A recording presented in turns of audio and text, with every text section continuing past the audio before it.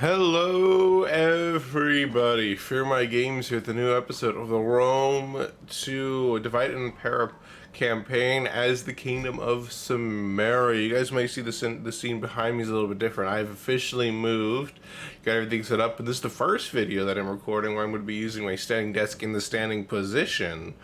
Because I felt like, I woke up, I wanted to do a little bit of standing up. I didn't want to just sit down. Maybe it'll help me wake up for this video. You might hear a little bit of the fact that I just woke up in my voice.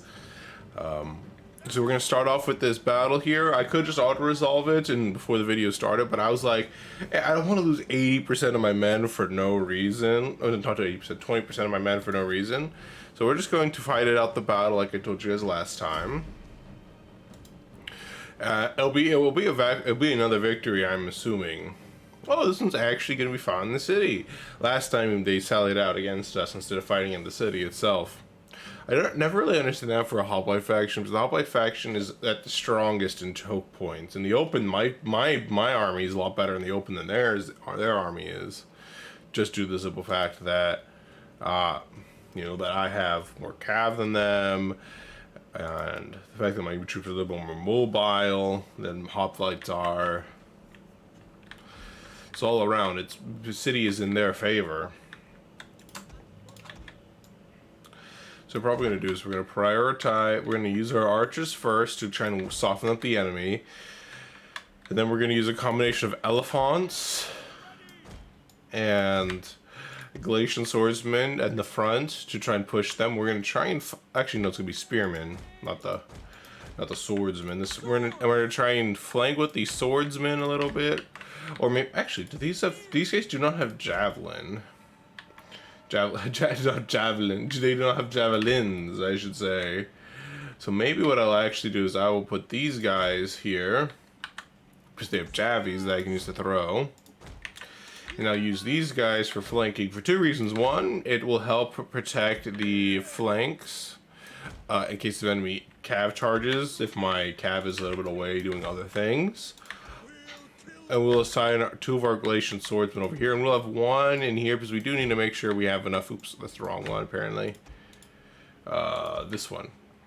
Put this one in here in the center, and I'll just use that to be whichever flank looks like it needs the most help. But most of these guys all these infantry are entirely designed to support the elephants, so the elephants can do a lot of damage. I'm saying elephants because Lord of the Rings, they call them elephants, not elephants. I find it more fun to say it that way. Alright, so let's see. I think we have everybody set up. I'm just going to group this up into like, except this guy. And I'm going to group you together, you together. There we go.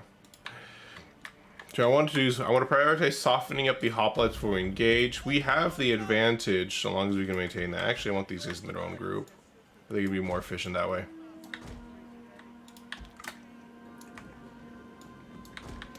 And I'm gonna put my Thrail Spears in front of the archers, just in case the enemy tries to do something funny. Oops, that's not what I want. I want the War Elephants back here. The reason why I want the War Elephants slightly behind is because I think the War Elephants will be a lot better.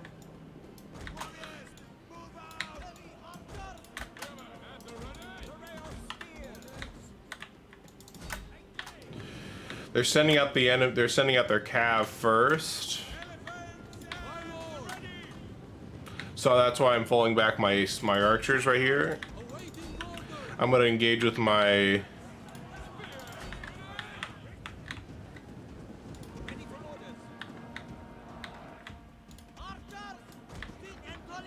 oops, that's the wrong one.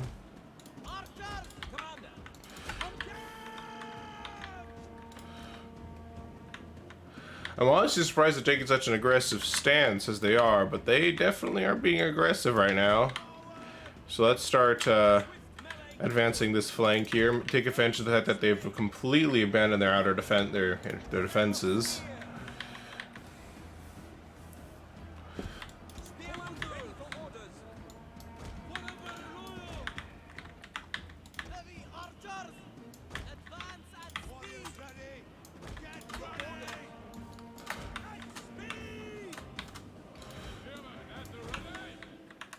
Reason I'm falling back my elephants is I want to make sure I actually use them nicely instead of too dangerously. I'm gonna fall back my general over here. Start moving this flank around over here.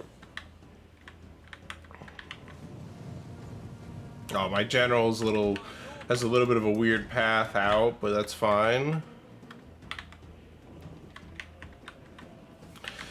As you can see, all my archers and stuff are flying everywhere. Honestly, I should actually have had the elephants more like this, if I'm being honest. Looks like the enemy cav tried to charge through my guys, but it ended up not working out too well for them.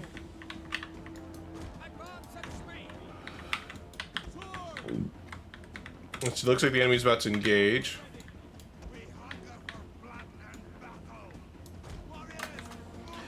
I don't quite like how you're trying to put yourselves, but you know, you do you, boo.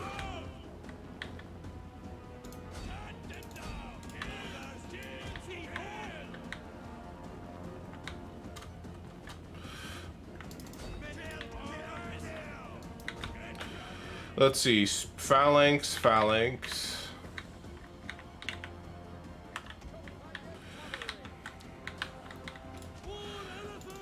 Alright, let's start engaging our war elephants now.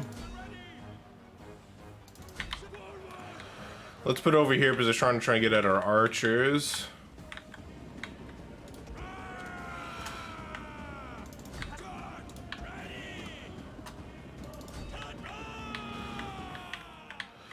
Okay, what are you guys doing over here? I think we could probably just squish these guys with my cav in the back over here without any issues. So I think I'm going to engage them now. I'm tempted to just charge my cav into here, but I think that's a very dangerous proposition for them.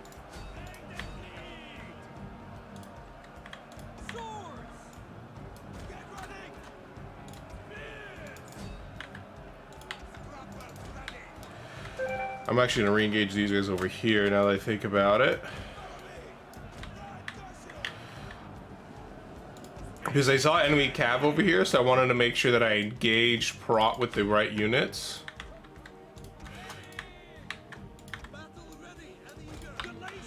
And I'm going to send these guys over here to engage the enemy.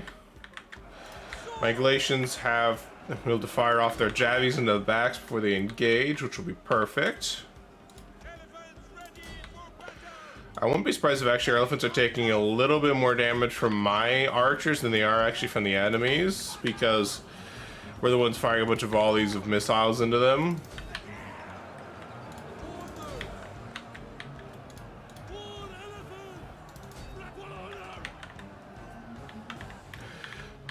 Now it looks like the enemy's breaking now.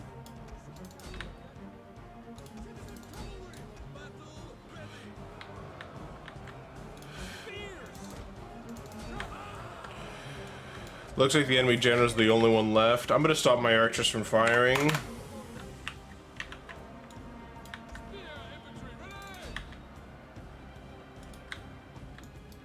I ordered them to stop. I don't know why they kept going, but oh well. We won. We lost a few elephants there, but I'm definitely in the mind that I might have killed a couple of my elephants with my archers. In the middle of the enemy, they were all spearmen, so could be that my melee infantry weren't protecting them enough, or it's a bit of both. Who knows? But we are victorious as I expected. Galatian swordsmen getting a decent amount of kills. Our Thrail spearmen doing a great job holding. They barely took any damage. Like, the elephants honestly are a really good addition, I think, to this army when it comes to pushing through.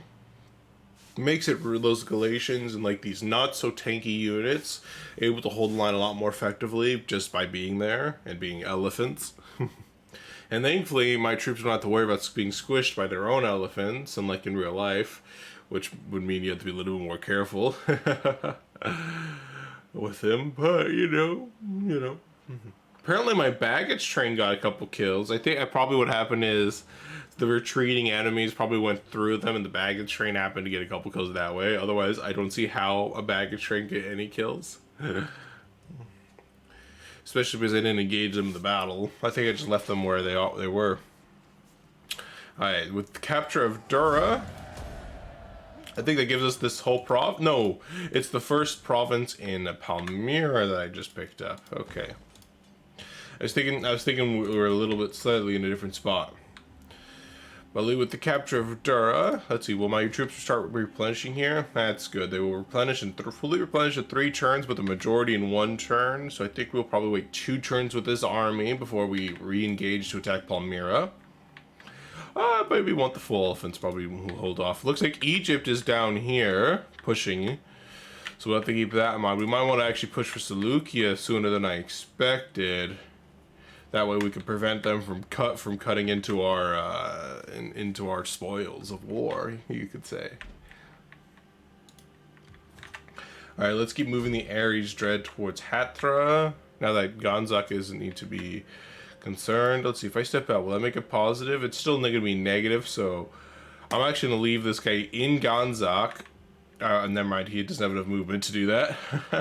I was going to move him back into Ganzak, so that way in 1 turn I can engage him to attack Ekbatana instead of having to deal with that. Oh well.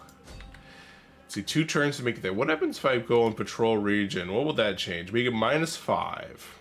Maybe I'll do that. I'll set it to -5. I want to take Ekbatana as fast as possible. Maybe with an agent. Where's my spy? Maybe I'll use my spy to reduce their movement to 0, so that way they can't attack Ganzak or Fraspa. And then I will take out Tabana and hopefully then be able to turn around and take them out. I think that's what I'm going to do. Am I making another army? I don't think I am. Oh yeah, I'm making a new army tonight. So here, more accurately, I'm rebuilding an army, not really building a new one per se. What do I still need in this army? I have some Scythian warriors for my axemen. I have my spearmen for a little bit more mobility. I have my horsemen.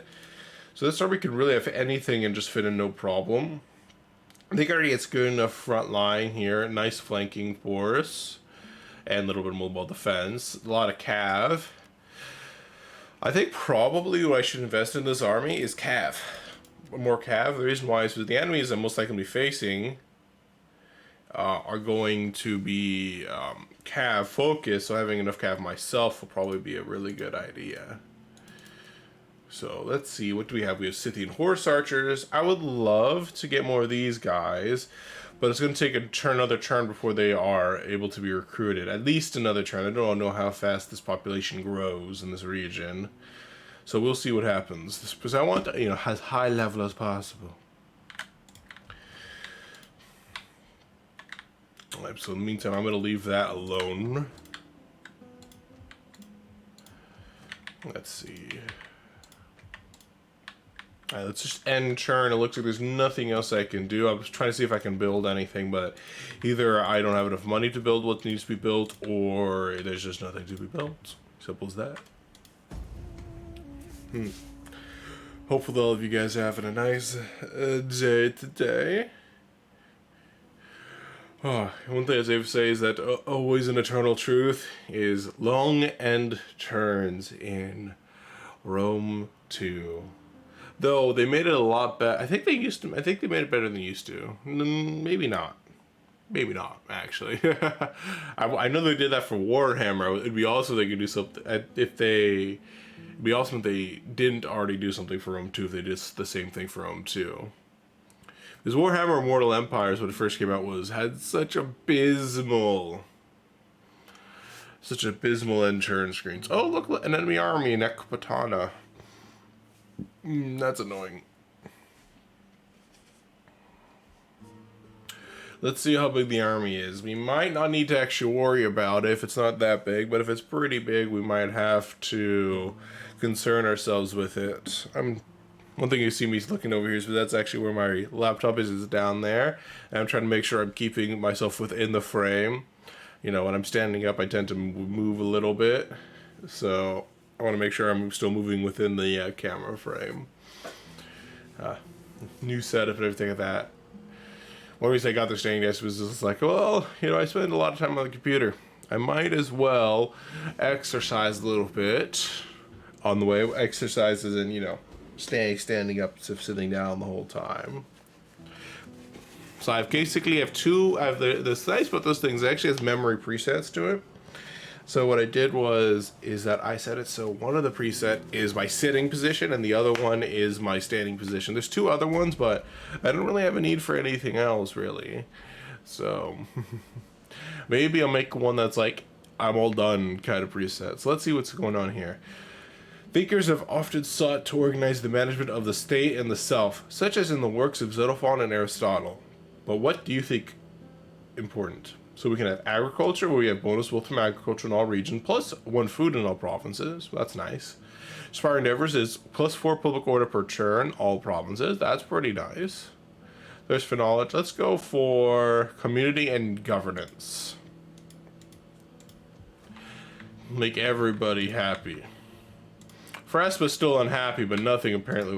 Well, this region, nothing's gonna be happy there. So it looks like it is a 14 stack, so we might want to hold off on attacking with our current army into Ekbatana. Let them engage us, or wait for this guy, this army here, to do its business in the west. That advance has been halted by what, though? It's just a champion. Alright, let's see. It looks like this has actually gone positive. We're going to wait another 2 turns for this army to be replenished before we attack Palmyra. Actually, let's just wait 1 turn. The reason why is, you know, want to make things go up decently fast, and additionally, I think it's just more interesting. So we can build up this in Amasia. It'll give us less money, but increased happiness. Honestly, this might be something I demolish as well for the sake of making more money. Especially because I don't need this. Let's see. I want to see if I can build those nice high-level horsemen. Yes, I can. I can recruit 1 more of them. Apparently, it gave me... Let's see. Oh, what? Well, no! I did not realize it would do that! Ah! Oh, no! I just cost myself a turn! Oops. Oh my, I did not expect that to happen. I was like, I wanted to click back out so I could see how many were there, but I guess apparently something happened that won't let me do that. Apparently Spartakoi is a hot-headed, aged, indulgent, confident, rash, and wasteful. At least it makes all of his units very good in melee and reduces enemy morale. And whenever he attacks, apparently when he gets plus 5 morale for all units during offensive battles. So basically, he's very good at attacking, very good at bad at defending. So it's this guy over here who's previously a who's I left to defend Siracena. Apparently, he was not a big fan of. He was not a very big fan of being stuck there. That's kind of funny. At least to me, I don't know about you guys, but I find that kind of thing funny. I think it's going to have to. I think we're just going to be stuck with end turn. There's nothing else we can do, unfortunately, unless we could get diplomacy with anybody. Anybody want to trade with me? We could be best friends. Let's see. I don't know why you don't like me. I've done nothing to you. I've done nothing for you either. I guess that's why. Okay, how about this? I'm gonna be so friendly, and I'm gonna offer you a gift. Apparently. Do you think us children flattered and distracted by your pretty beads? Yes, I do. Is fair and honorable. I swear by the gods that for our part, all will be as we have agreed. Alright, well, we got a trade agreement with them. Hopefully they don't die before we make back our investment into getting trade with them. Yeah, I like having trade agreements with people. Makes me feel good. So I think I'm going to demolish this building because I don't need the... Well, apparently, I don't have what's needed for the same tier of healer stuff. Maybe. What's natural philosophy? Where's that? Over here. So it'll take me about 12 turns before I can upgrade my healer to the next level. So maybe I'll start doing that. Apparently I could do labor organization. That honestly sounds pretty dang good to get. But I'm in the middle of I'm still in the middle of doing something else. I'm doing town design so I can upgrade my towns a little bit more. Okay, so let's see. That's end turn. Okay. Oh. Honestly, I've enjoyed. This is one of the most fun campaigns I've actually had in Rome 2, personally. I played. It's not the first. I don't think it's the first time I played Divide and Para, or is it? This is either the first or the second time I remember playing Divide. No, this is the second time. First time was also actually really fun. I played as Rome. I played on hard difficulty to normal difficulty, which was a mistake. I played. It was a good thing where it's like I played super. I feel like I played pretty well. What happened is that I took Italy. I took all of Italy, and then I marched across, took out the last place of Epirus. But then what happened is Macedon, Athens, and Sparta went to war with me. And then what happened is they sent I had one nice sized army. And what happened is they attacked again and again and again. I held off on I think it was like 3 or 4 armies I beat. I'm like, okay, surely that's the last one. Then I see on the edge of my line of sight 2 more armies, and I'm like, oh, and like my army had slowly been beaten down. And I'm like, you know, I guess screw it. We're just got to fall back and run away and retreat from Epirus. So I fell back to Italy, and then what happened is I had enemies from the north start bothering me. So it was kind of thing where it's like at that point I just decided I'm like, okay, I'm gonna take a little bit of break from the campaign, and then I don't have to save anymore because I didn't save it to the cloud. So now I couldn't finish it. But I had a lot of fun with that. Even though the enemy was like, there's just so many armies. What am I gonna do? Get such reckless hate. So, but otherwise, I think I did a good job in that one. Each battle was against a full, like at least 1 to 2 full stacks, so it was a hard battle. So one of the other parties organized a banquet in your capital, threatening your hegemony. How do you react? I will attend. So it looks like Kanzak has actually finally started going into positive public order, if nothing else. I'm going to start moving these guys over here just to scout to see what the enemy army is doing. Oh, looks like there is an army over here. That's a very weak army, though. Oh, I guess they must have done an agent against me or something, because for some reason I cannot move very far. Let's see, this year in history. If you guys want to take a moment to pause and read what it says. It's only about, it says, the Olympic victor in the stadium race, Similis of Neapolis. I don't know, there's stuff going on there. Let's see. What is this?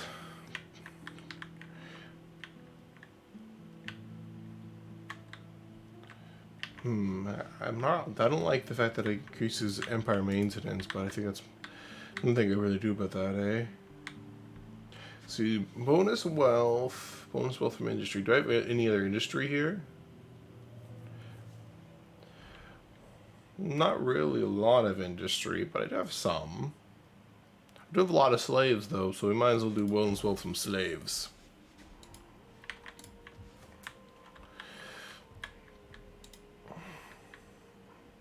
Dang flies. Alright, let's see. Can I rebuild this army now? Okay, we're back. We can actually even disband one of these weaker ones and build 2 of the stronger ones.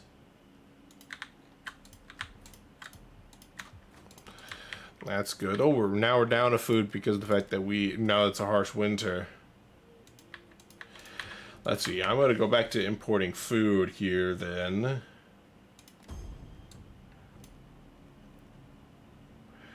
Compared to what happens if let's see.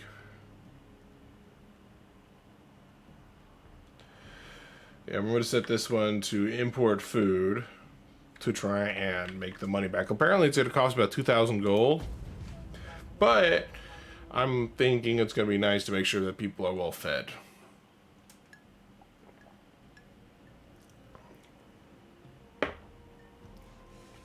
But one thing that's the difference is it's actually, I'm surprised it's not actually caught on the camera, is that my webcam is actually right here. Not my webcam, my mic is right here. So it's quite nice. It's quite nice with the webcam, which is actually right here is where the mic is basically. It's just barely cuts it out, and I didn't even have to change the crop settings at all from when I moved, which is nice. And so hopefully it makes the voice a little bit better. I don't have the pop. I need to order a new pop filter though. So it might do a little bit of popping sounds in these videos, but I plan to order the one specifically for my mic, so hopefully it will work nicely. Oh, it's only going to be $20, so it's not the end of the world.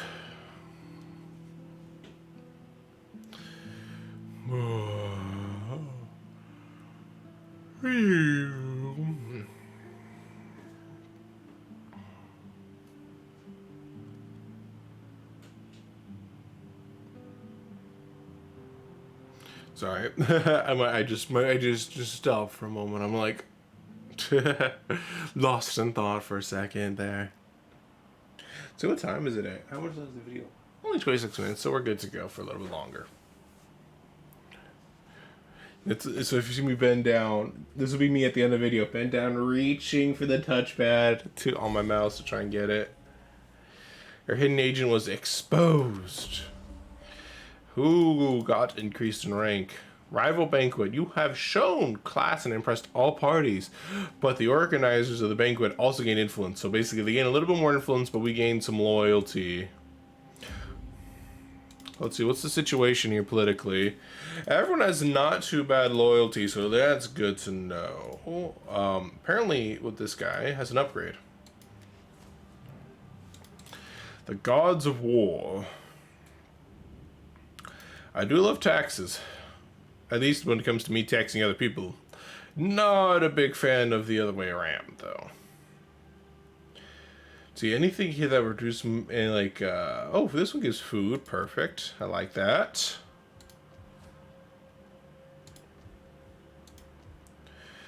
I'm pretty sure it's important that you effective importing food is the only reason why I have a positive food bonus right now.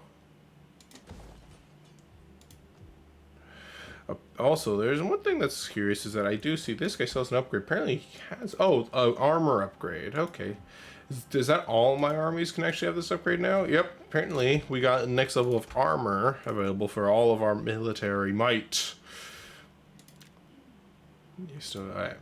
So this army is now complete. So I'm going to move it back out of this settlement. So that way it's not causing negative public order problems. I'm a little bit worried about these guys here, but there's nothing I really do about it right now. This army is now ready in the north for war. Hiccups. All right, let's build stuff up right now. Okay, let's go besiege Palm. Oh, almost everything can get armor upgrades. Apparently, elephants don't count towards it, so. I guess there's only so much armor you can put on elephants before they... Oh, apparently it's fully replenished too. So yeah, we'll attack Palmyra and take it for ourselves. So we could attack this fortified group first, or... Let's see, if I attack here, apparently the settlement will actually come out and attack. I don't think that's actually a bad thing, if I'm being honest. I think we better attack the settlement. If the enemy reinforcements do end up coming, then they'll be separated from their friends, their compatriots, and I should hopefully be able to squish them. Meanwhile, that's Isot. And probably after this battle, we'll probably have to call it the end of the episode because I need to start making breakfast and getting ready for the day. Got a new job, and I'm going to be meeting the guy I'm working with today for lunch, and I have guild missions right before that, and I need to make breakfast right before guild missions. So it's a bit of a big combination of mess, essentially.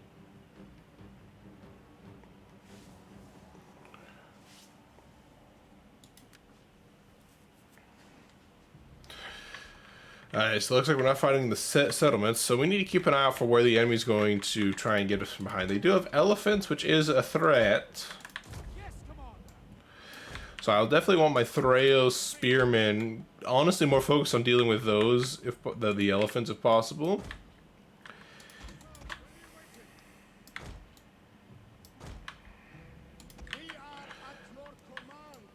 These guys won't be as useful for dealing with those, so I'm going to keep these guys on the flanks here. Which one actually has the better defensive stats? Whichever one has better defensive stats I want in the front line. So you have better defensive stats than these guys are. Than these guys do, I mean. I'm gonna have the baggage train here. It would be hilarious if I set these guys like perfect at this angle for the elephants and they end up coming like this direction instead, and I'll be like, oh no, move fast!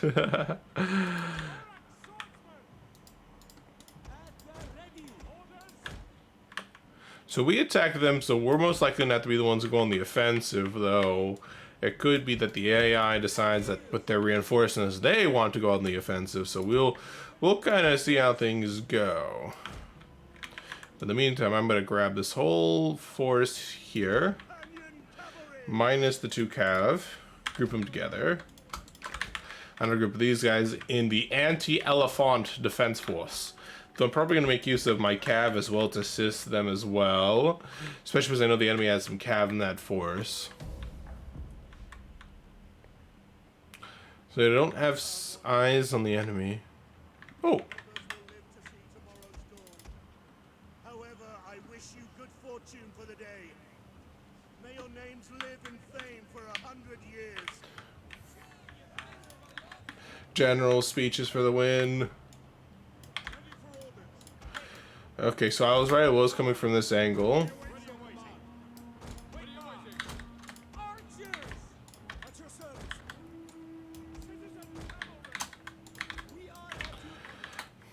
I'm definitely going to try being a little bit more on the defensive here. Oops, I did not lock this group. Let me do that real fast now. Basically, I'm going to be on the defensive until this enemy gets resolved, until this enemy gets dealt with, essentially.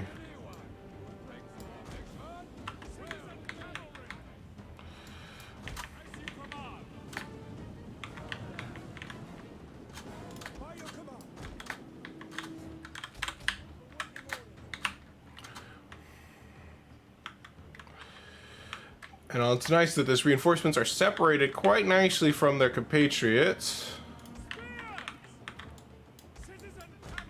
They should be braced now.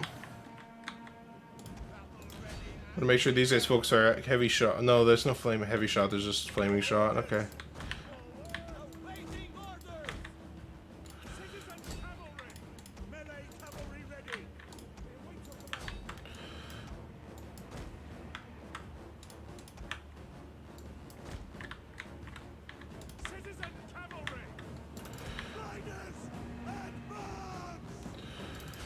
Charge. Our Thrail Spearmen are getting pretty beat up. I'm trying to help throw some mass into them for our lines and stuff, and making sure that our archers focus fire them. Maybe I'll just use my slingers and have them turn around for now.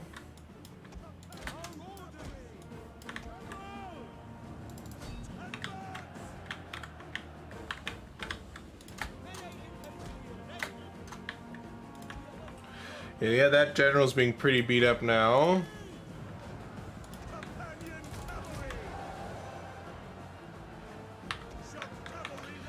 Alright, I'm gonna follow these guys back out. Now that they got a really good charge off.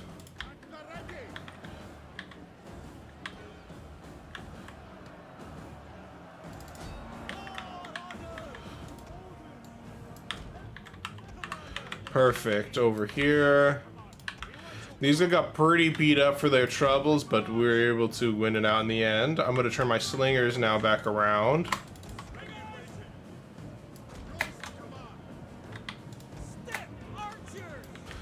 Along with our archers here.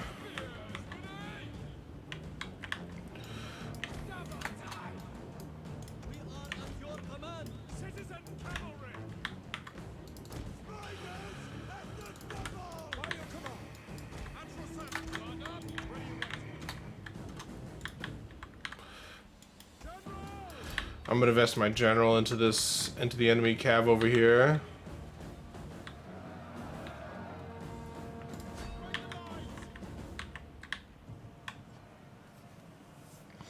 Men are doing their best in this battle, moving these guys to engage over here to assist.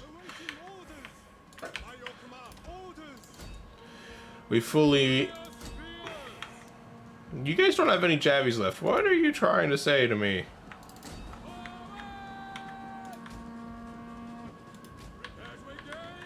I think these guys glitched slightly. That's okay.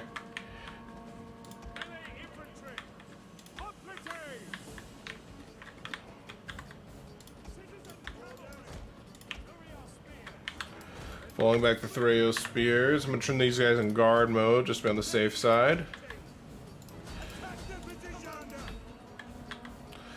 Once these guys are finished off, I need to retreat these guys.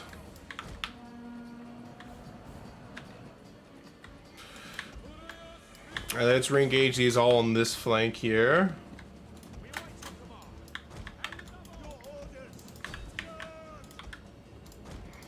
I'm gonna take out the enemy cav now. Enemy archers, with my cav. That's what I was meant to say.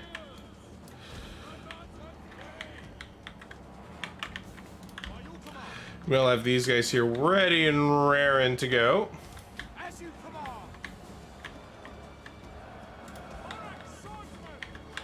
Alright, what's the situation over here? Looks like my swordsmen are for some reason ran away. They didn't run away, but I guess they somehow accidentally ordered them away somehow. Entirely an accident, but hopefully might be able to make it for my advantage potentially.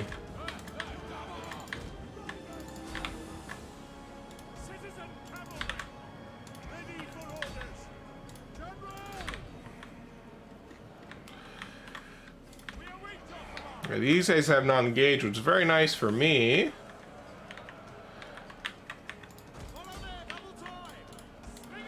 This perfect one right there, Mr. Slingers, right in front of your face.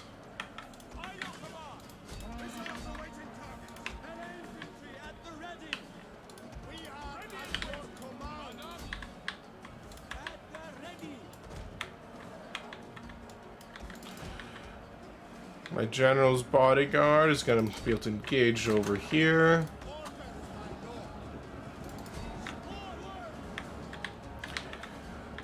Got this entire group over here surrounded now.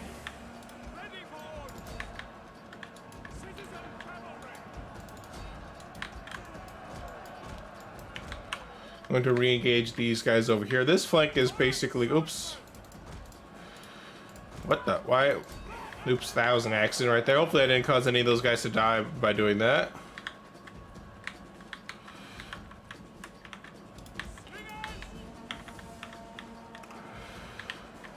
My archers are all out of ammunition. I'm going to put these guys over here. The enemy is doing some interesting strategic maneuvers.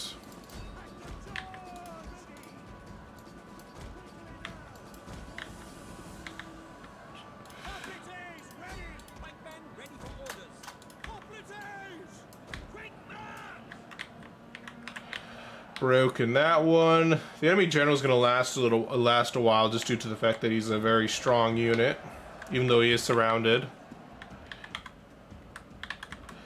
This one broke. Perfect. I'm gonna attack this settlement, so I don't think you need to actually worry about chasing down anybody.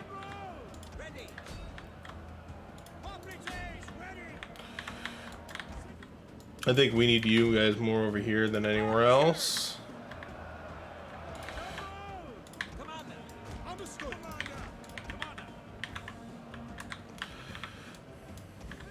Alright, just turn this thingers over this direction.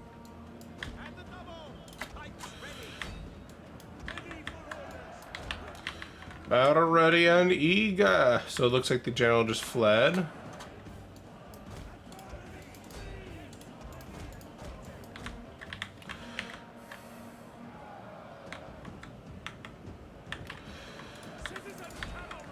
Alright. Going to engage our troop, our cav into charges. Looks like they caught some stragglers, which kind of broke their charge. The retreating enemy have accidentally helped their allies by throwing their bodies in the way of a charge. Very, very impressive.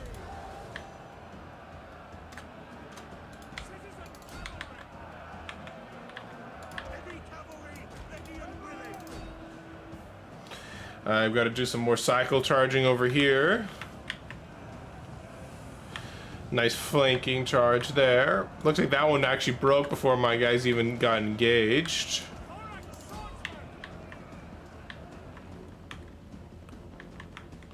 The battle is turning in our favor. And victory is ours. Let's see, how long is it? Okay.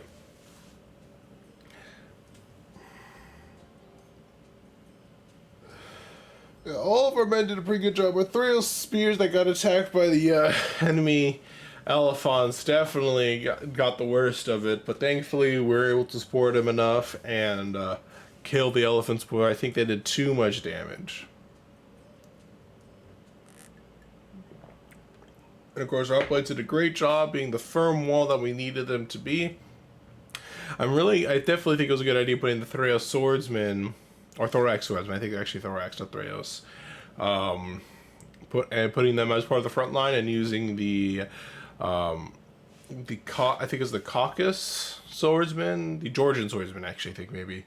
The Georgian swordsmen as more of the flanking guys, because I think because they have a more higher damage value but lower armor, so they're definitely more flanking than the Thorax swordsmen. I don't have any axemen in this army, so I don't think any of them have any armor piercing damage, but you know, attack from behind is an attack from behind.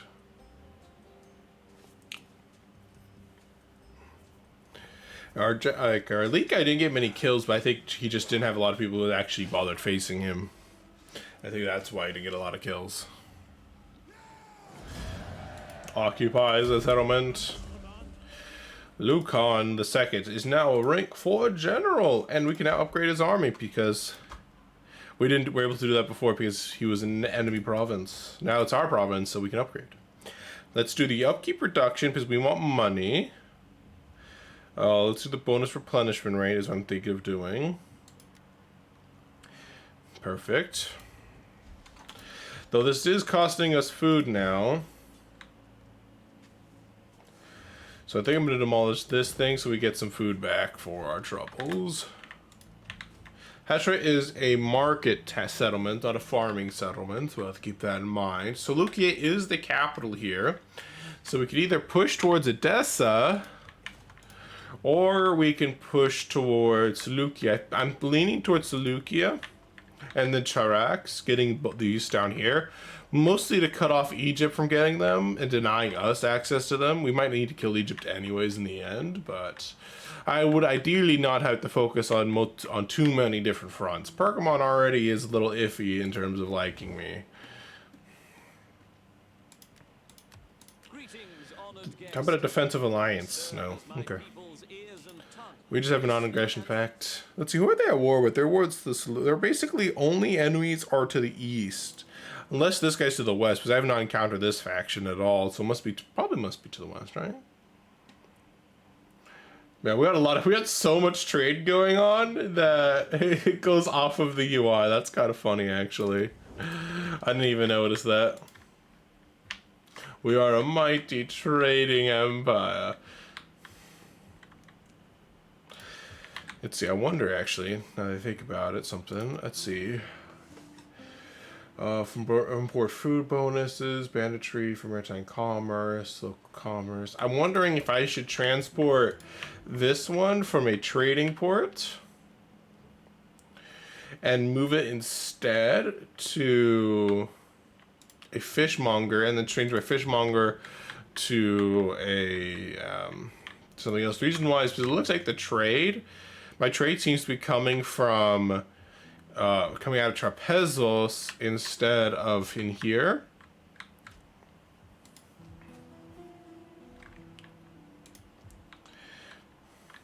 But we'll think about it. Yeah, because right now it's a fishmonger, not a trading port, but it's basically serving as my primary trading port. So I think I'm going to do that. Though I will need to get a fishmonger to replace it, or else I will have lots of trouble in the future. Which is one reason why I'm thinking of changing this one over. Let's see. Is there any way I can get more food, potentially?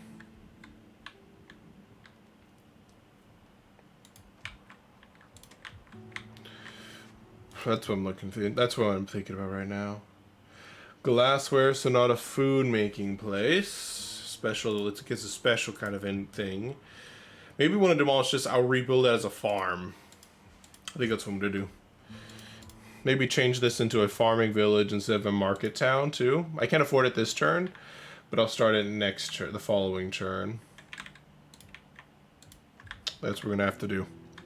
I'm gonna do the end turn sequence, and while that's going on, I'm going to give the usual ending spiel. So this will be the end of the episode here, guys. Thank you so much for watching. Hopefully the sound quality and everything's okay. It's still me learning how things are working out. So either, hopefully between now and this next week's video, I'll hopefully have looked at the videos for this week and figured out what I need to change. The Thursday video for Napoleon's still actually going to be in my old place because I recorded the Napoleon videos a little bit further in advance because I got really into it. I'm like, I want to keep going. So I recorded an extra week's video compared to everybody else's. Alright. Hopefully you guys have a good day, night, evening, wherever you guys may be. Feel free to press the like button down below if you enjoyed the video. Rumble if you're on Rumble. Subscribe to see more of my content. And I will see you guys next time. Bye-bye.